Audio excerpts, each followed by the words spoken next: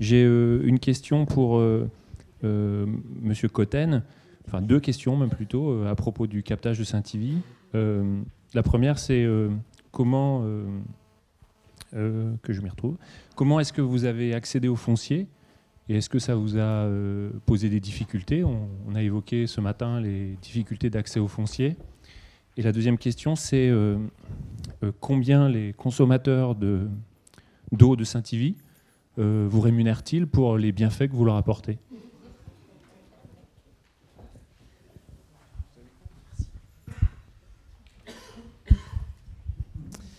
Oui, là-dessus, je vais être assez clair. Je vais répondre à la première. Cette exploitation, c'est celle d'où était originaire mon grand-père initialement, donc il y avait un lien familial. Mais il m'a fallu l'acheter parce que c'est une exploitation qui était en location.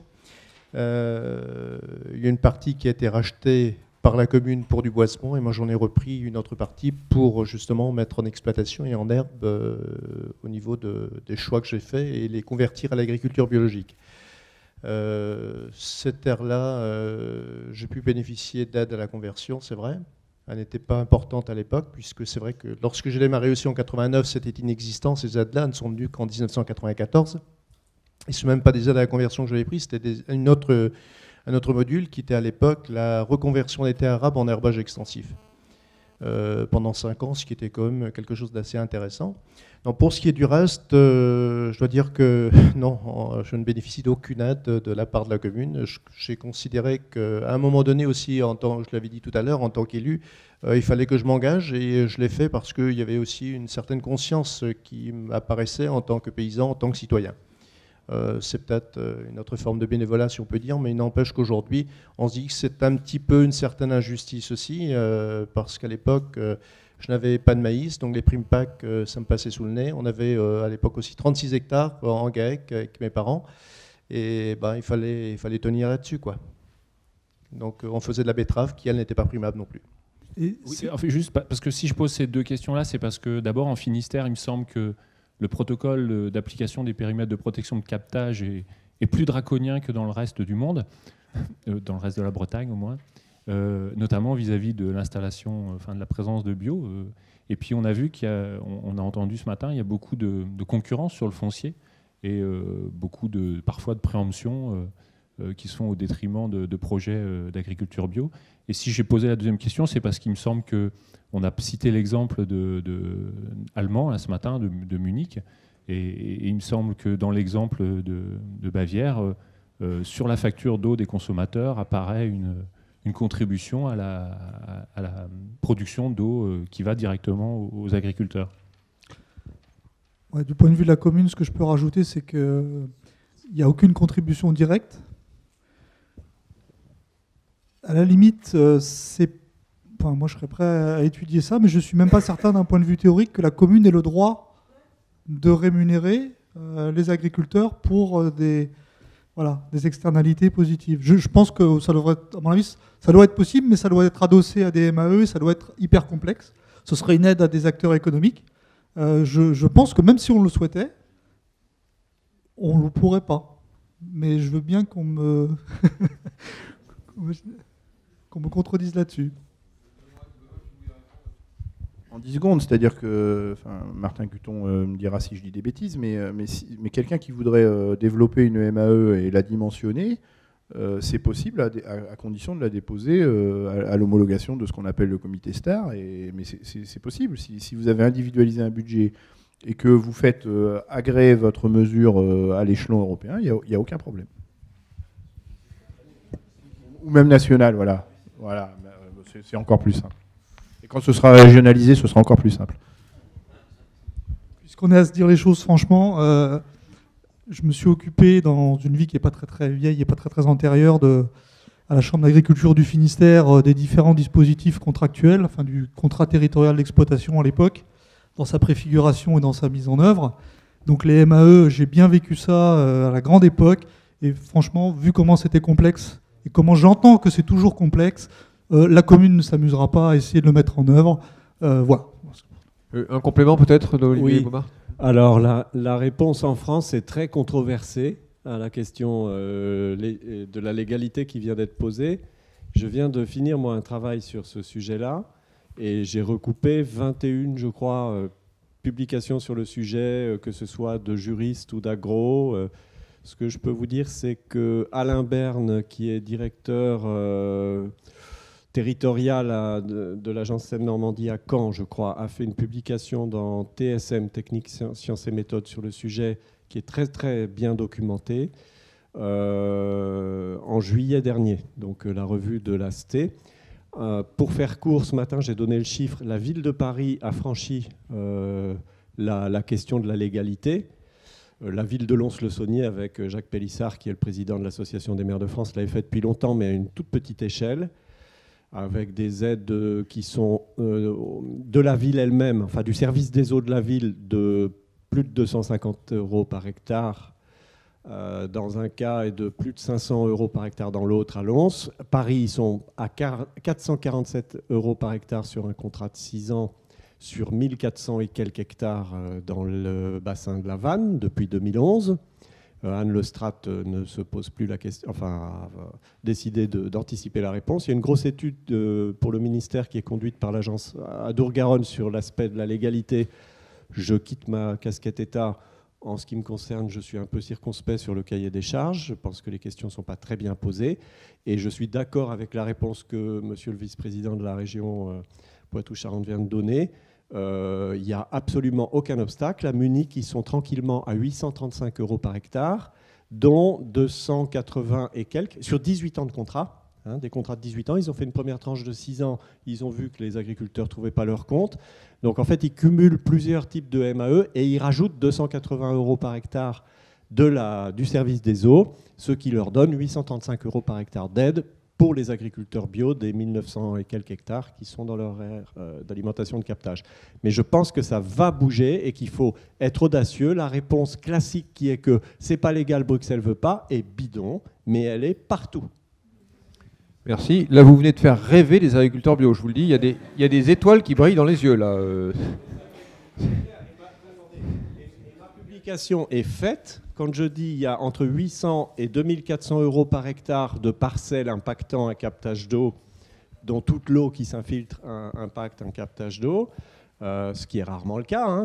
Donc le rapport hydrogéologique est très très important. Ma publication est faite pour démontrer aux services d'eau qu'ils ont intérêt à s'investir dans la prévention. Et maintenant, les opérateurs Suez et consorts sont en train de se demander comment ils vont pouvoir faire des contrats incitant à la prévention. Par contre, pour que ça bouge plus vite et qu'on sorte des études et des énièmes rapports du CGAER ou du CGEDD sur la question pour se couvrir, il faut de la pression un peu politique. Et il faut rappeler qu'Haute-Paris a abandonné la MAE Phytolite, puisqu'il y avait la MAE bio et la MAE Phytolite. Oui. Et la Phytolite, elle ne rapportait rien du tout en termes d'efficacité. Enfin, le jour où vous invitez Jacques Pélissard, président de l'AMF, et Anne Lestrade, présidente d'Haute-Paris, qui ne sont pas exactement du même bord politique, pour faire un colloque sur le sujet, et des médias, on fera bouger les lignes. Anne Lestrade, c'est déjà fait.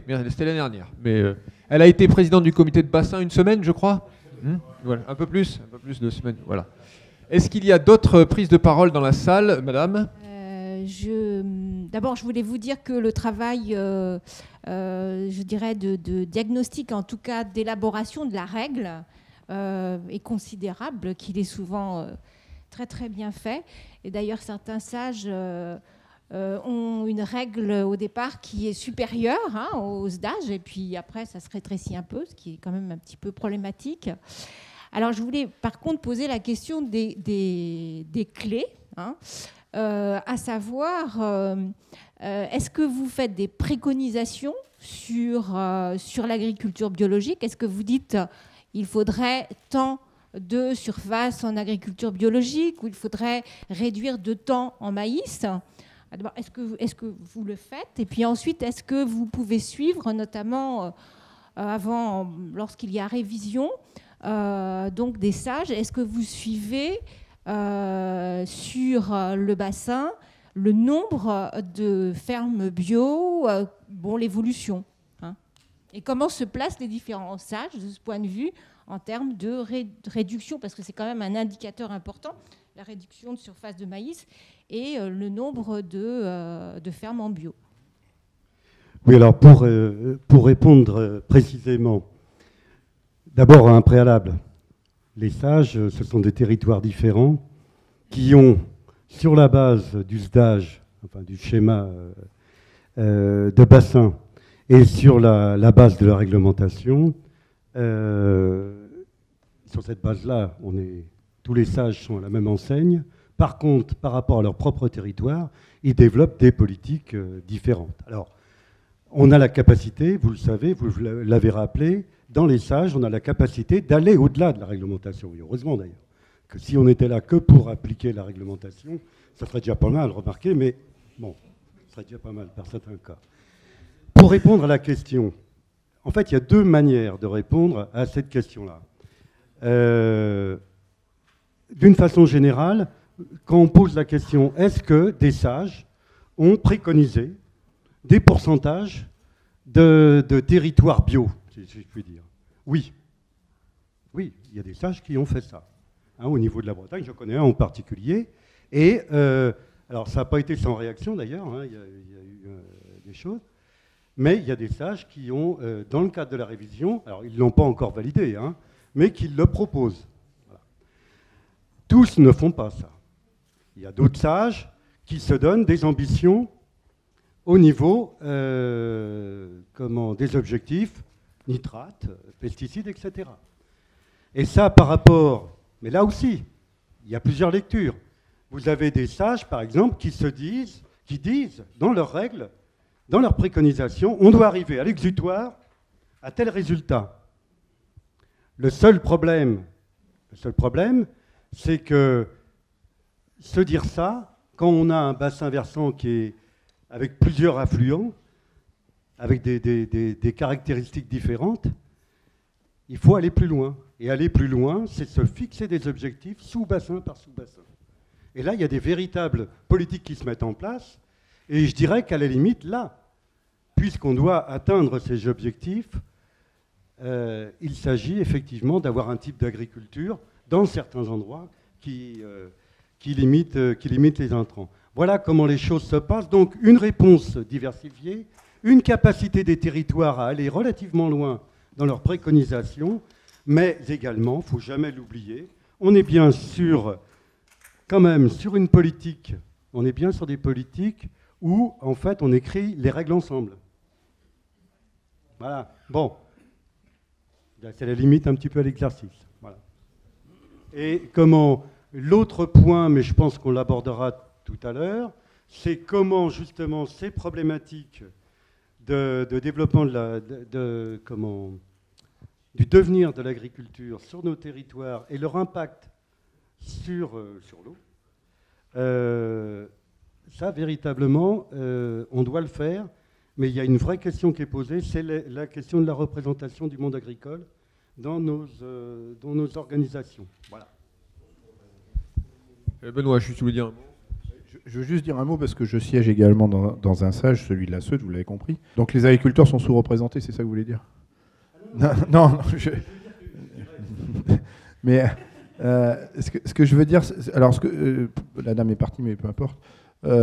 L'intérêt d'un SAGE, c'est qu'il est dans une approche territoriale et donc il peut aussi conduire des études où il identifie des zones stratégiques sur cette zone territoriale à l'échelle de la globalité de son bassin versant, mais aussi, et ça me paraît très intéressant, cette approche de sous-bassin. La deuxième remarque qu'on peut faire, c'est qu'un SAGE a quelques portées réglementaires, notamment il s'impose au SCOT. En revanche, il peut difficilement faire d'ingérence dans les pilotages ou dans la façon dont un agriculteur va gérer sa ferme. Et donc, du coup, toute la subtilité consiste à poser des règles partagées, et c'est important le mot partagé, de manière à ce que les règles soient connues et sans faire d'ingérence, amener l'évolution du modèle agricole. Et je l'ai dit tout à l'heure sur la problématique sur le bassin versant de la Seudre avec le bassin ostréicole à l'estuaire, c'est la production importante de maïs qui mobilise beaucoup trop d'eau. Et la parade, c'est la définition des volumes prélevables qui fait qu'à un moment donné, quand on aura défini les volumes prélevables, il faudra s'y plier et donc, sans dire faut arrêter le maïs, de toute façon, ça va être un exercice presque obligatoire, puisque vu la hauteur des niveaux de volumes prélevables, je vois pas bien comment on continuera à faire du maïs aussi massivement. Pour vous donner un ordre d'idée, le volume distribué aujourd'hui est de 12 millions de mètres cubes, Et les volumes prélevables sont, eux, de 2 millions de mètres cubes. Donc ça vous donne une idée de l'état actuel de l'eau sur la Seudre, et ça vous donne aussi une idée de l'effort qu'il va falloir consentir, avec ou sans retenue de substitution, pour atteindre le volume prélevable à 2 millions de mètres cubes. Henri ? Oui.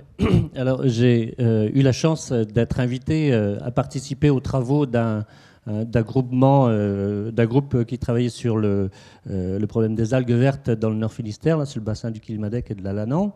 Et je dois dire que, bon, je ne veux pas nier ici le travail qui a été fait, notamment par les représentants des chambres d'agriculture, qui sont évidemment les principaux porteurs de toute la réflexion. Hein.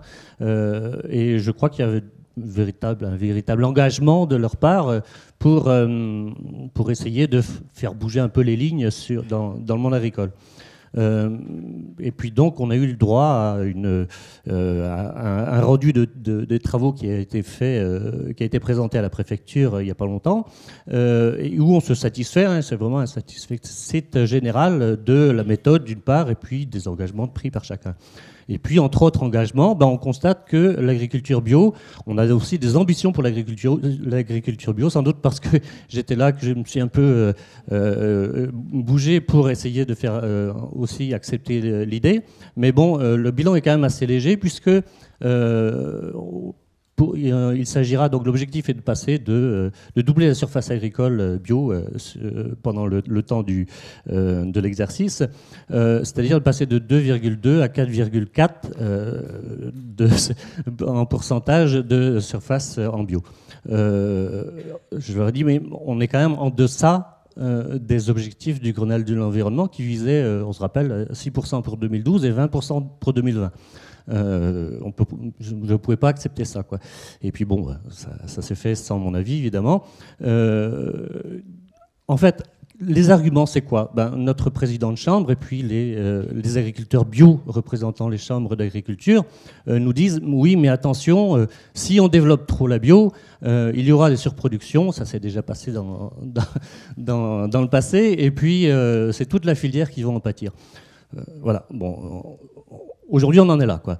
Nous pensons, donc, dans notre réseau, que 20% de bio en 2020, c'est pas une option qu'on pourrait prendre comme ça, au hasard de mesures. Nous pensons que c'est vraiment un acte fondamental qu'il faut poser, qu'il faut acter par l'ensemble des acteurs de la réunion d'aujourd'hui et puis de la société en général, parce que les enjeux, autant sur la santé, autant sur l'environnement, autant sur tous les points sur lesquels on était présent et l'agriculture bio répondait en fait lors des discussions qui ont eu lieu lors de ce Grenelle de l'environnement. On a vraiment le sentiment, l'impression que c'est 2007, c'était vieux, c'était un temps, et qu'on passe outre cette idée-là. Je voudrais rappeler que si on veut ces 20%, et nous sommes persuadés qu'il faut y arriver, il va falloir un engagement de l'ensemble des acteurs. Et aujourd'hui, je regrette, mais bon, on ne peut pas compter sur une chambre d'agriculture et une profession agricole telle qu'elle existe aujourd'hui pour être moteur de cette volonté-là. Si on doit y arriver, s'il y a une volonté politique pour y arriver, ça ne sera pas sur eux qu'il faudra compter. Je pense qu'on a un réseau qui est suffisamment compétent et professionnel pour le faire. Et puis, c'est aussi sur leurs compétences qu'il va falloir s'appuyer. Merci Henri. Est-ce que, madame, je crois que vous vouliez prendre la parole ? J'ai apprécié le discours du conseiller régional Poitou-Charentes, vice-président. Et je vais en profiter pour donner une petite info à mon vice-président de région Bretagne, qui n'était pas là à ce moment-là, s'il regarde autre chose que son iPhone.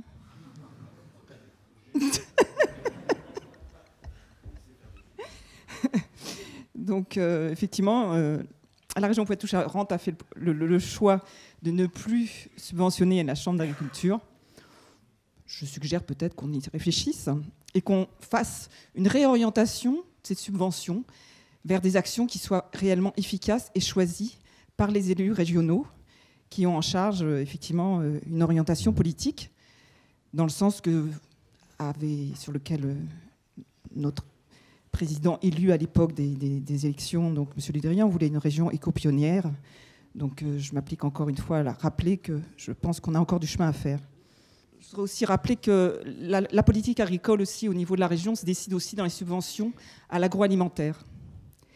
Et c'est, je n'ai pas le chiffre en tête là, mais c'est régulièrement des grosses subventions aux différentes coopératives et trop souvent pour une politique orientée vers l'exportation et non pas pour une agriculture qui serait réellement régionalisée ou au moins européenne et si ce n'est de toute façon déjà française. Donc je pense qu'à regarder effectivement attentivement la façon dont on participe à cette agriculture qui n'est pas respectueuse de l'environnement, c'est aussi savoir comment on oriente les subventions, en particulier dans l'agroalimentaire. Merci de votre question. Est-ce qu'il y a d'autres interventions avant que je puisse passer la parole à M. Burlot? Et là, on sera dans les phases conclusives. Oui, il y en a d'autres. André Gézékel, paysan à Plouzévédé, non pas très loin d'ici, en légumes et en lait, en bio depuis 20 ans. Je pense qu'on parle beaucoup, il y a beaucoup d'études, etc. Et il y a un mot qui est sorti tout à l'heure, c'est l'agronomie. C'est la base de tout. Et l'agronomie, on ne la réinvente pas tous les 4 matins. Et aujourd'hui, on parle beaucoup d'aide. On a parlé aussi, j'en sentais dans la salle, un consensus sur pollueur-payeur. Je pense que si on veut encore des paysans dans quelques décennies, il ne faudra pas mettre l'épée Damoclès au-dessus de leur tête. Je pense qu'il faut reconnaître leur travail. Je pense que ce n'est pas la peine de vouloir, forcer l'agriculture biologique. Elle doit se faire naturellement. Il faut que qu'on ait un État stratège. J'entends par là, on a parlé beaucoup des surfaces en herbe. Aujourd'hui, je répète, donc on a 17% des paysans qui ont moins de 40 ans. On a à peu près autant de départs anticipés qu'on a d'installations. Ça veut dire que la ferme moyenne aujourd'hui qui fait 55 ou 56 hectares fera dans 20 ans 250 hectares. Comment voulez-vous, sans précédent, passer de 56 à 250? Et comme les montants financiers seront tellement importants, les enjeux financiers, il y aura beaucoup qui n'iront pas et beaucoup de jeunes ne s'installeront pas. Ça veut dire que demain, l'agriculture, dans 20 ans, elle appartiendra aux financiers. Donc aujourd'hui, on peut encore agir. Dans 20 ans, on ne le fera plus. Une des problématiques, c'était de dire qu'il faudrait augmenter les surfaces en herbe. Mais si la taille des élevages laitiers, qui sont relativement importants en Bretagne, augmente, on n'a pas l'accessibilité. Donc, c'est les surfaces en maïs qui augmentent. Et donc, si les surfaces augmentent, c'est les pesticides au détriment de l'herbe, c'est les pesticides et c'est aussi les pertes en azote. Parce que la culture du maïs, elle finit son cycle en début septembre. Il y a toute la minéralisation qui vient derrière. Or, quand on implante un couvert végétal, il faut à peu près 40 jours pour qu'il s'implante. Il prélèvera très très peu d'azote. Voire, selon l'INRA, les couverts végétaux qu'on implante après le 10 septembre peuvent avoir un effet négatif du fait de retravailler la terre. On reminéralise, plus que parfois il peut prélever. Donc le foncier, vous l'avez mis l'accent dessus, beaucoup l'accent sur le foncier, mais comment faire? Et il y a un procédé qui a été utilisé par le passé qui était les pré-retraites. Il nous faut aujourd'hui des pré-retraites pour faire des réserves foncières, pour pouvoir structurer les fermes, parce que c'est la chose la plus importante si on veut garder des paysans demain. Parce que si on a des fermes qui sont cohérentes d'un point de vue structure, des jeunes pourront s'installer. C'est-à-dire qu'il y a énormément d'économies à faire. Je pratique la même agriculture que Jean-René. Je connais, donc je fais de l'affouragement en verre, etc., etc. C'est des machines qu'on ne devrait pas avoir dans nos fermes. Ça me coûte 30 000 € par an. Je peux recevoir 30 000 € de prime PAC, je les gaspille en matériel, en énergie et en temps. Et celui-là, je ne l'ai pas encore compté, pour faire cela. Parce que ça implique que les animaux soient dans l'étable. Si je ne veux pas affourager, comme on a vu, avec du pâturage et donc polluer parce que je fais une concentration, voilà. Notre agriculture, c'est une agriculture de gaspillage. Et le foncier est un élément très, très important. Et si on veut développer la consommation biologique, ce n'est pas en incitant la production, parce que ça dérègle le marché. Il faut avoir un appel d'air très très fort au niveau du consommateur. Et pour ça, il faut qu'on on sait qu'en France, on ne consomme pas assez de fruits et légumes et que les fruits et légumes, à 40%, si je ne me trompe pas, sont souvent hors normes au niveau pesticides. Et bien qu'on favorise, on supprime la TVA sur les fruits et légumes bio, frais, non transformés, et qu'on augmente la TVA sur les autres, y compris donc sur le lait bio, je suis producteur de lait bio, pour qu'on soit à 10%. Et alors là, vous aurez un différentiel de prix qui favorisera le développement du bio. Et sur une action de terrain, parce que si vous permettez d'avoir l'accessibilité, eh ben demain, les fermes, les paysans iront naturellement vers l'herbe, parce que l'herbe pâturée, c'est un facteur de 1. Le lait produit avec des fourrages stockés, et y compris en bio, ça coûte 6 fois plus cher, et avec des concentrés, ça coûte 12 fois plus cher. Je ne parle pas en bio, je parle en conventionnel, parce qu'en bio, le concentré est 2 fois plus cher, il ne produit pas, donc c'est hors norme. C'est pour ça aussi que les paysans ne le donnent pas en bio. Ce qui veut dire qu'à 12 fois, c'est à peu près le coût de production du lait aujourd'hui. C'est-à-dire que quand on dit qu'on va faire de l'agriculture d'exportation, quand on importe du soja des Amériques, etc., le bilan, il est négatif. Il n'y a pas de valeur ajoutée pour la France. C'est du temps perdu. Alors attends, voilà. En résumé, donc tu fais 2 propositions. Là, une proposition, si j'ai bien compris, de jouer sur la problématique sociale des pré-retraites pour réaliser des réserves foncières. Et donc éviter le système d'agrandissement systématique des fermes. Ça, c'est la première proposition. Et que cette réserve foncière puisse être affectée à des installations en bio. Non. Non, c'est pas ça. D'accord pour ça, mais pas forcément en bio. La structure foncière est nécessaire pour l'ensemble des acteurs du territoire. Et de fait, les gens iront beaucoup plus vers l'herbe, donc l'environnement gagnera. Ce n'est pas en donnant des aides pour aller vers là que ça va le faire, c'est en étant stratège qu'on arrivera à ce que ça se fasse. D'accord, le foncier comme outil de stratégie. Alors ensuite, tu proposes la question de la fiscalité. Oui. Voilà, et donc la fiscalité préférable, incitatif pour les produits bio et désincitatif pour les produits avec des phytos. Voilà. Et là, on retombe quand même sur une problématique pollueur-payeur, effectivement, puisque... Aujourd'hui, mais c'est une question de santé publique. On est sur une question de santé publique, qu'il faut favoriser la consommation de fruits et légumes pour gagner sur le trou de la sécurité sociale. On taxe bien la cigarette pour, essayer d'avoir moins de frais de santé. Si on mange trop de viande, on peut aussi, pour des besoins de santé et pour financer la sécurité sociale, aider dans ce sens. Merci. Alors, je signale au passage que il y a l'organisation d'un plan bio, parce que là, nous parlons eau et bio, avec évidemment beaucoup d'aspects réglementaires, d'aspects de politique agricole, avec la PAC évidemment en sous-bassement. Mais M. Le Foll a lancé le plan bio. Et donc, les concertations régionales devraient démarrer de décembre jusqu'à mi-mars, 18 mars, fin mars, pour qu'on puisse en faire une synthèse nationale. Donc, toutes les idées qui ont à voir avec la structuration politique du développement de la bio, c'est aussi dans le plan bio qu'il va falloir que le réseau de la FNAB les porte, que tous les agriculteurs bio qui ont envie d'y participer puissent le faire. Voilà, donc, c'est des propositions qui ne sont pas perdues et qu'il faut pouvoir repenser aussi dans cette concertation du plan bio. Je pense que monsieur le directeur nous en dira peut-être un mot tout à l'heure. Est-ce qu'il y a une autre intervention Oui, Benoît. Juste, le plan bio, je peux déjà donner un scoop. Le plan bio en région Poitou-Charentes, le plan régional, donc la déclinaison régionale, le thème central, ce sera l'eau. Voilà. Donc, mais rassure-nous, il n'exclue pas les chambres. Non. Non, puisqu'on a créé un pôle conversion, en présence de M. Guton d'ailleurs. On a créé le premier pôle de conversion à l'agriculture biologique en région Poitou-Charentes et les chambres sont associées au pôle de conversion. Et donc la thématique sera réfléchie avec les chambres d'agriculture. D'autres questions ?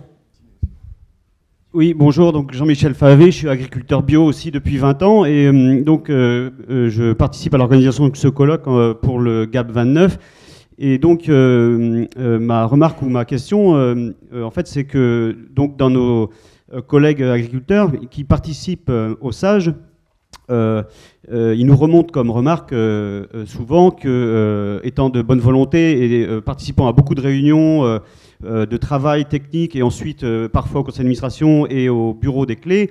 Malgré tout ce travail, ils sont tout le temps ultra minoritaires dans la clé et ont beaucoup de mal ensuite à concrétiser soit le fait de mettre des objectifs clairs sur la bio, ou en tout cas de mettre des actions en place après pour favoriser le développement de la bio. Alors nous, si on a fait ce colloque aujourd'hui, c'est bien pour montrer à tout le monde l'intérêt de la bio pour réussir à obtenir une meilleure qualité de l'eau, mais aussi pour... moi, je m'adresse du coup, là, cette fois-ci, aux élus, et donc à M. Bajot en particulier, pour leur demander comment vous, de votre côté, vous pouvez nous soutenir dans nos actions et dans tout ce qu'on peut mettre sur le terrain en place pour arriver à améliorer la qualité de l'eau.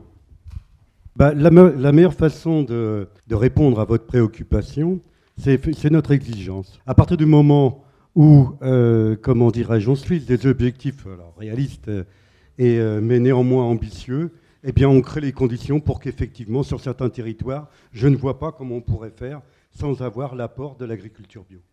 Mais c'est de cette façon-là qu'on y arrivera. C'est pas en disant on veut du bio, c'est surtout en disant on ne veut surtout pas, on veut diminuer les intrants, et de façon pour qu'on arrive aux résultats, aux objectifs qu'on s'est fixés.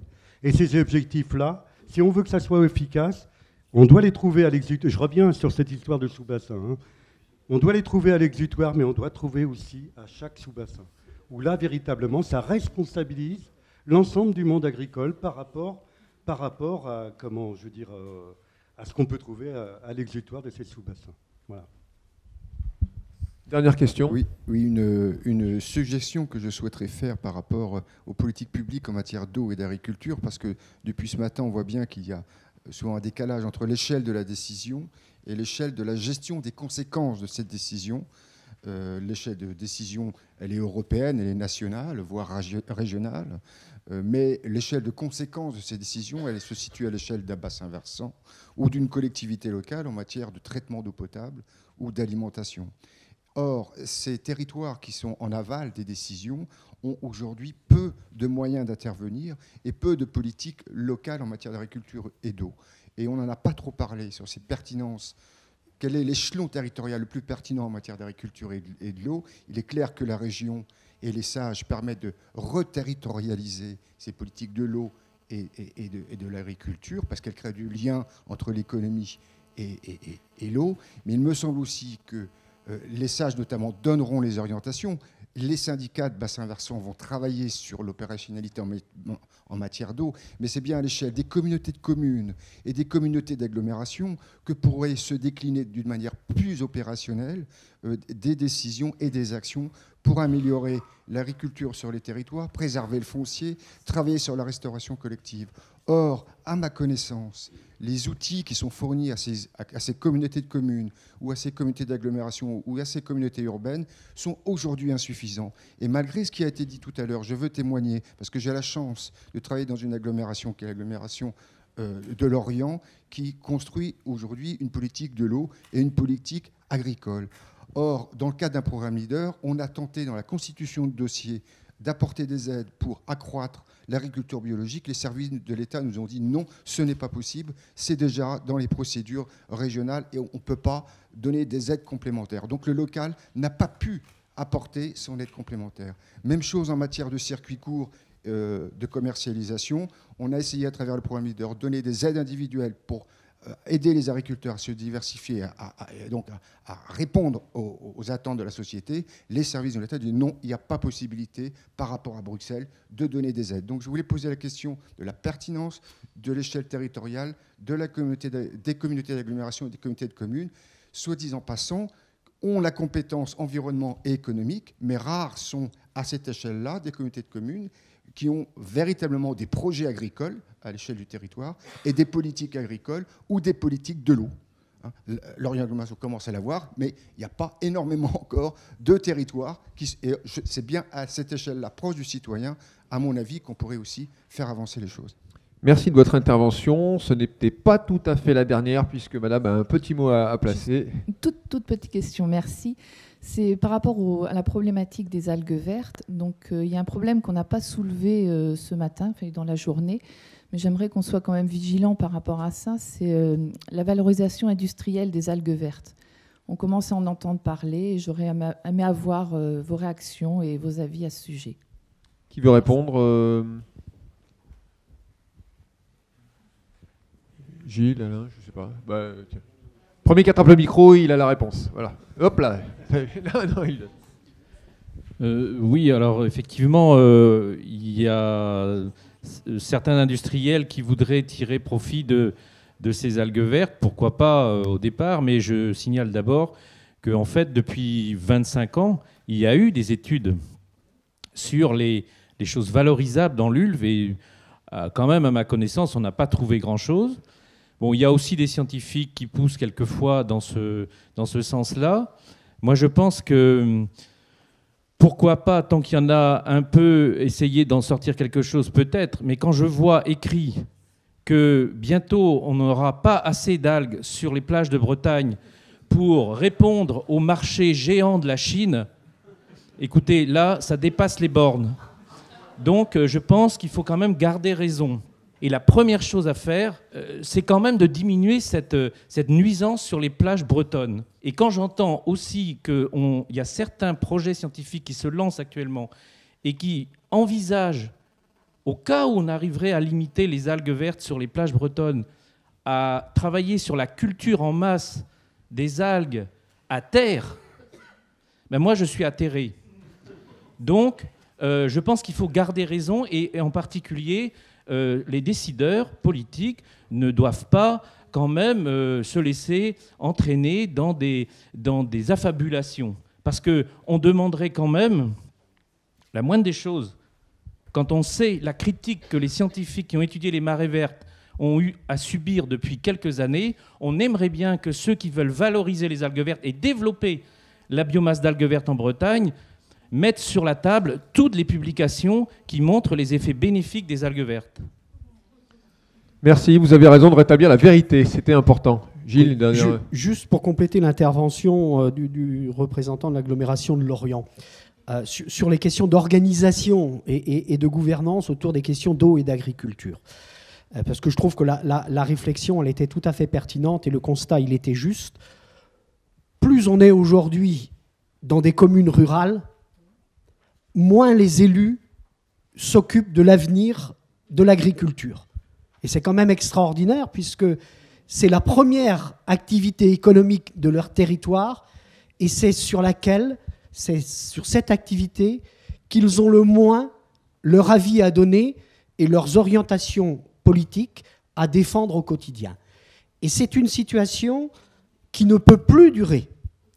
Ça ne peut pas durer parce que ça ne servirait à rien de changer la gouvernance de l'eau si en Bretagne au moins, on ne change pas en même temps la gouvernance de la question de l'agriculture. Et faut être clair et il faut le dire fort aujourd'hui, c'est vrai au niveau local. Si on veut changer la situation de l'eau, on sait bien qu'on est conduit à modifier l'activité agricole sur le territoire et on n'a pas de pouvoir pour faire ça. Et donc, si on veut anticiper dans les 15-20 ans à venir, il n'y a pas d'autre solution que de changer les outils qui existent et de changer les modes de gouvernance. C'est vrai au niveau local, c'est vrai aussi au niveau régional. Et puisque j'imagine qu'on va entendre parler ce soir, là tout de suite, de décentralisation dans le domaine de l'eau, la seule décentralisation dans le domaine de l'eau n'est pas suffisante si en Bretagne, on n'a pas en même temps une forme de décentralisation autour des questions de développement agricole. Jean-Paul, je te laisse conclure pour, en tant que président de la FRAP Bretagne. Bien, bah, déjà merci à vous tous et puis merci aux intervenants, vraiment d'un débat de très grande qualité. Merci plus spécialement à Yann et Jean-René hein, qui, en tant que paysans bio, prouvaient au quotidien qu'on peut allier à la fois productivité, économie et puis préservation de la qualité de l'eau. On voit bien que l'agriculture bio a toute sa place dans la reconquête de la qualité de l'eau. Et évidemment, en termes de pesticides, puisque l'agriculture bio interdit l'utilisation de pesticides. C'est le meilleur moyen de ne pas en retrouver dans l'eau. Alors, maintenant, on a véritablement besoin du courage des politiques. Courage des politiques, et notamment au niveau de la Bretagne, pour dire il y a trop d'animaux en Bretagne. Le cheptel breton au niveau animal est trop important. Il va falloir le réduire. Alors c'est vrai qu'il va falloir des méthodes et soutenir pour que ça puisse se faire sans casse. Mais je pense que le dire, ça va permettre aussi de donner un cap aux agriculteurs. Et ça, c'est quelque chose d'important. On a aussi besoin de vous et de ce courage politique aussi au niveau de la restauration collective, à tous les niveaux.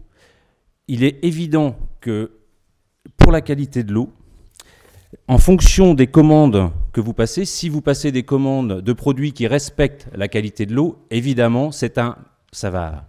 Déjà, on est sûr que ça va, au niveau, ça va tirer un marché, évidemment. Et un marché, les agriculteurs, à partir du moment où il y a un marché, ils vont produire en bio. Donc ça, c'est vraiment très important. Et il faut continuer. Ça démarre, la restauration collective, mais c'est encore vraiment beaucoup trop timide.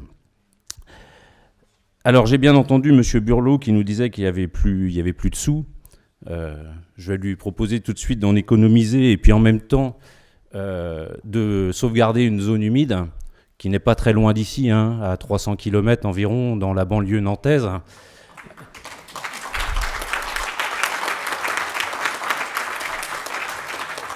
Là aussi, nous avons besoin du courage des politiques pour un moment dire non à un projet vieux de 20 ou 30 ans, pour dire qu'il n'est plus adapté, et voilà. 50 ans. Donc, vraiment un grand merci aux GAB 22 et 29 qui ont organisé ce colloque, plus particulièrement à Jérôme qui a tout géré depuis ces derniers jours et qui a pris quelques suées, me semble-t-il.